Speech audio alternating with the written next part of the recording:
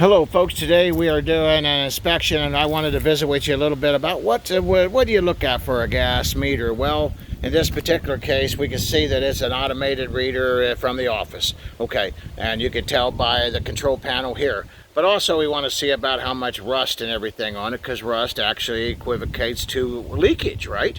And so we want to make sure that that's all looking good. That little bit of rust, that's fine. You see, this is my vent right here, so sometimes you'll smell a little bit of gas, but that's all right. And then you see my shut off down here.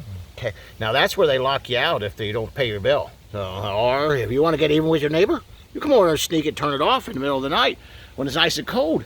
But oh, I don't recommend that. I didn't say that. Anyway, folks, these are some of the things we're looking at to make sure.